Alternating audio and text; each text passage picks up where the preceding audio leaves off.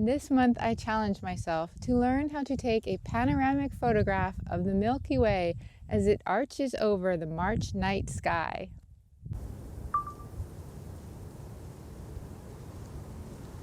I've never taken a panorama photo with my DSLR before because I've always used my phone.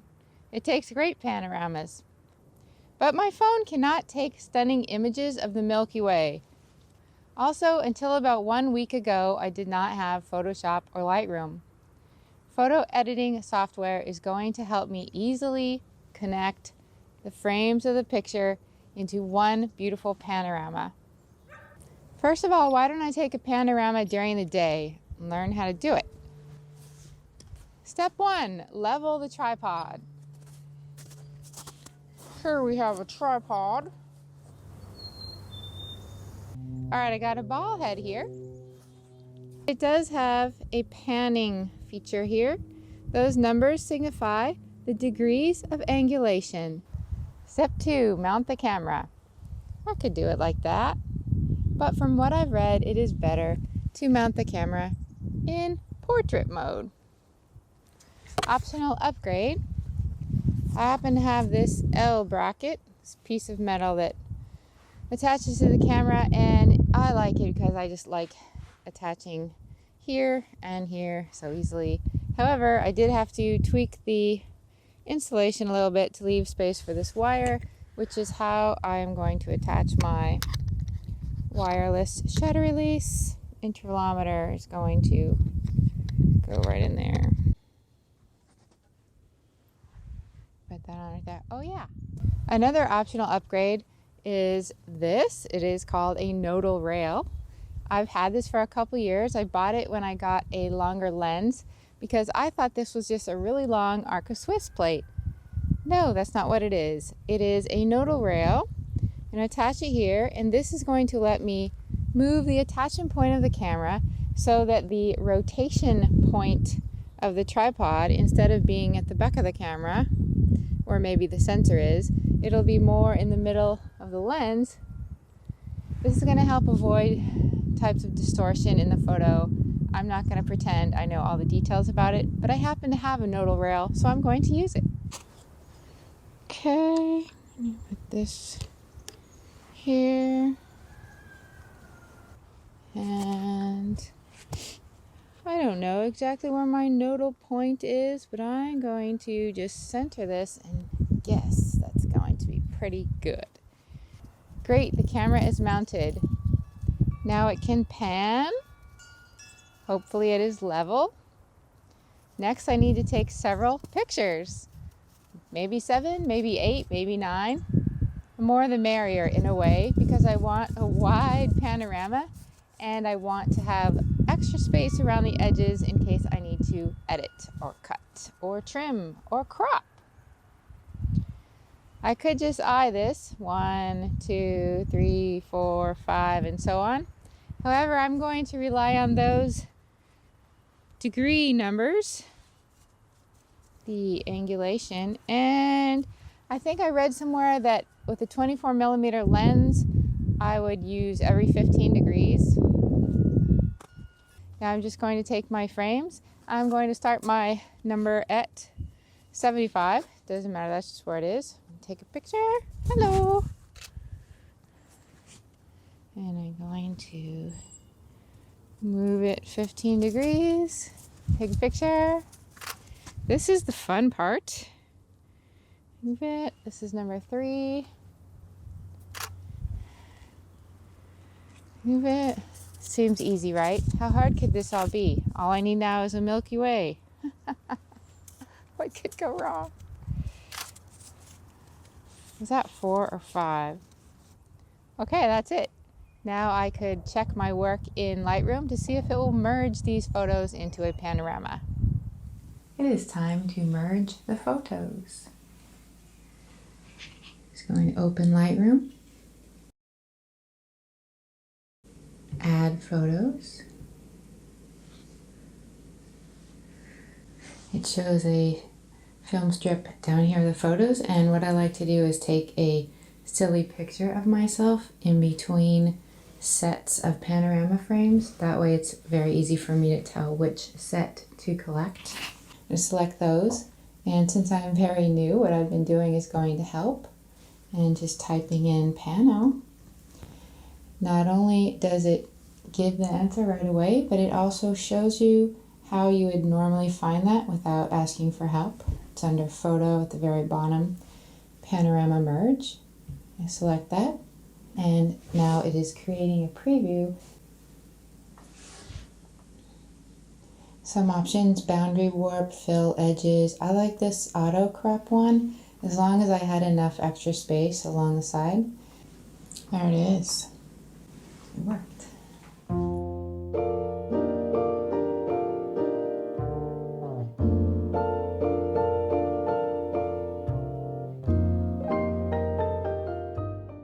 And I just started taking a pano shot for practice, and there are deer out here. Whoa. Oh, take a picture. 1, 2, 3, 4, 5. At night, the process can be very similar. I just set up my tripod and leveled it, and then I have the ball head and all the same setup as during the day.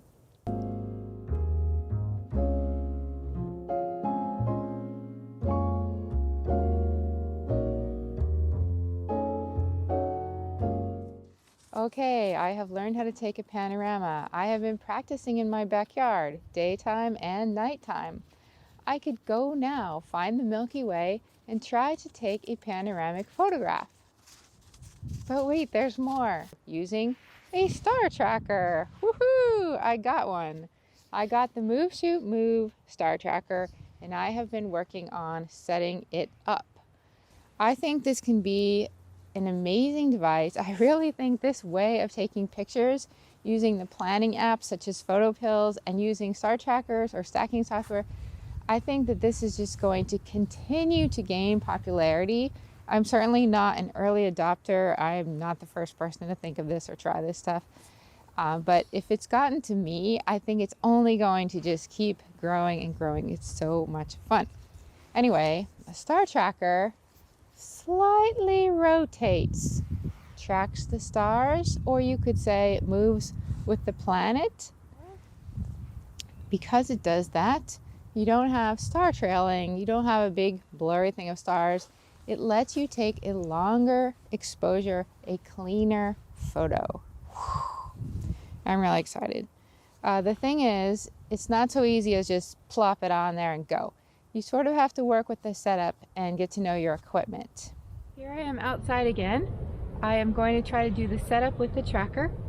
I can see the Big Dipper, and it's like a big soup ladle, and the tip of the ladle points toward Polaris. He's there.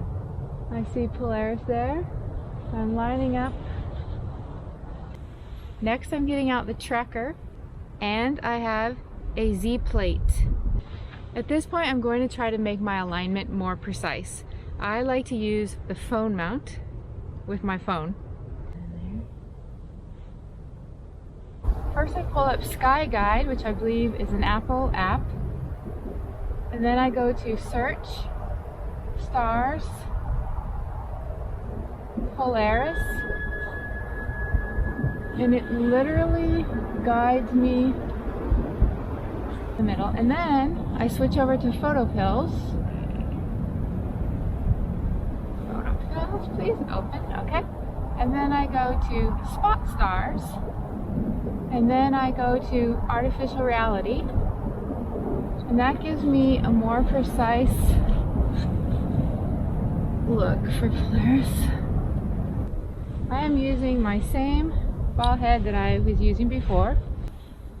My whole unit is facing north, but the Milky Way is south to east. I'm not going to be able to see it right now. However, I'm practicing for that. So I'm going to come around and mount. Okay, I have taken one tracked panorama. I'm going to do my wild animal check.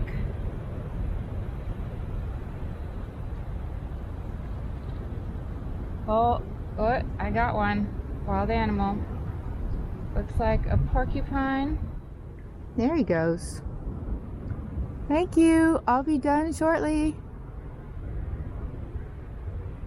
Okay, lights on. 15 degrees. Lights off. Push it. Okay, I am done out here for tonight. And if these tracked panoramas work in the merging software, that means I am ready to leave my backyard, head for darker skies with less light pollution, and try and take that picture of the Milky Way. The Milky Way is the name of our galaxy.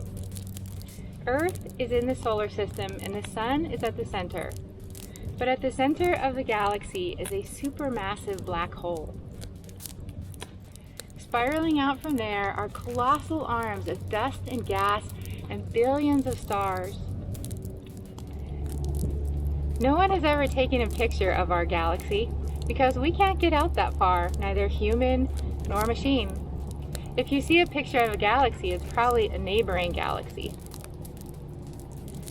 From our position here on Earth, we look up and we see a starry band across the sky. We call that the Milky Way. That's just part of one of these arms. And the bright part that we call the Milky Way core is looking towards the center of the galaxy. The Milky Way looks different at different times of night and different times of year. Only part of the year might I see it looking kind of like an arch. I'll probably have to go far from town and light pollution, and possibly to the ocean so I can see low on the horizon and a very wide field of view. Because it's huge. It might expand 180 degrees. That's why I need to learn how to take a panorama, because one shot can't fit it all in.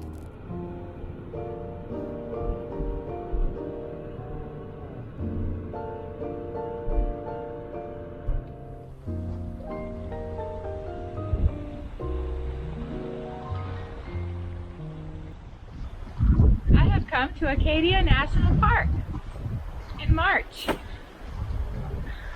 It's 15 degrees and windy, but there's not very much light pollution out here looking into the Atlantic Ocean.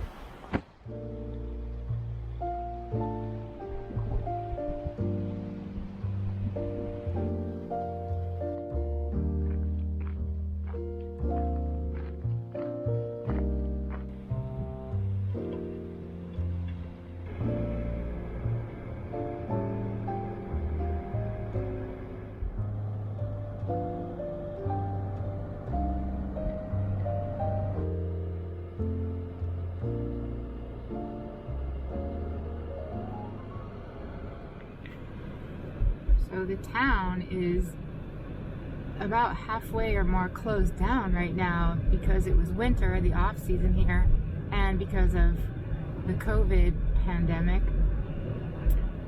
But some places are still open, a few hotels and a few restaurants for takeout. I am very happy to be staying at the Mount Desert Inn.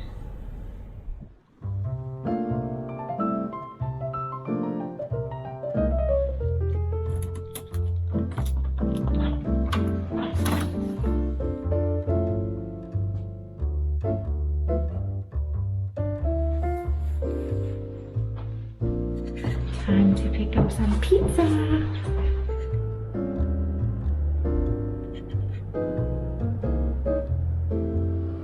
Curbside pickup, calzone.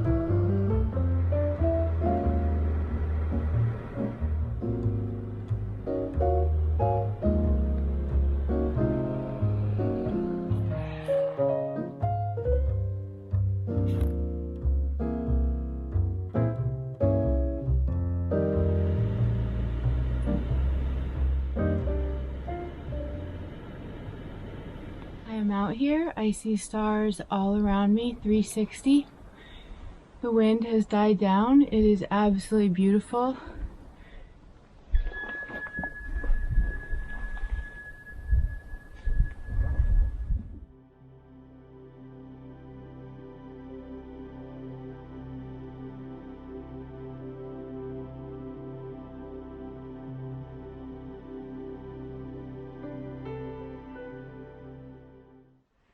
So I've done my first panorama. I think there might have been a couple small issues, so I'm about to start another one.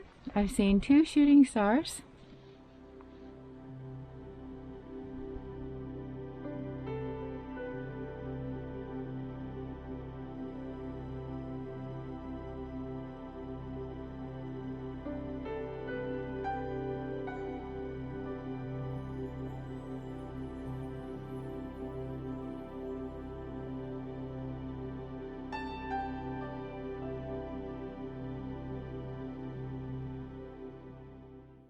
I've been out here 2 hours. Everything is going well, mostly, but I'm getting cold in my toes and fingers, so I really need to finish. And I keep saying, one more panorama.